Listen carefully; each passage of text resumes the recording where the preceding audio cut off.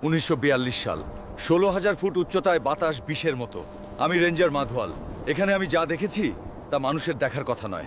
প্রথমে ভেবেছিলাম পাথর, কিন্তু কাছে গিয়ে রক্ত হিম হয়ে গেল। পাথর নয়, এগুলো মানুষের মাথা। গুলি নেই, তলোয়ারের দাগ নেই, কিন্তু সবার মাথায় একই রকম গোল গর্ত, যেন আকাশ থেকে কেউ হাতুড়ি দিয়ে পিটিয়ে মেরেছে। রাজা যশধবল এসেছিলেন নন্দা দেবীর দর্শনে। সাথে ছিল বিশাল দলবল, নাচ গান আর উৎসবের আমেজ। হঠাৎ দেবী রুষ্ট হলেন। আকাশ থেকে নামল লোহার মতো শক্ত শিলাবৃষ্টি। পালাবার পথ ছিল না। 2019 সালে আমরা জানলাম এক নতুন সত্য। এরা সবাই একই দিনে মারা যায়নি।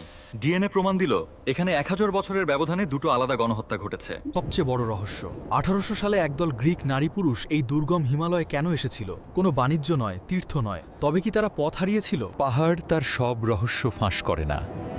কিছু প্রশ্নের উত্তর বরফের নিচেই চাপা থাকা ভালো। রূপকুণ্ড এখন নিষিদ্ধ। মানুষের কোলাহল থেমে গেছে, প্রকৃতি আবার তার রাজ্য ফিরে পেয়েছে। রূপকুণ্ড এক অনন্ত ধাঁধা, যা কেবল এই পর্বত শিখর আর নক্ষত্ররাই জানে।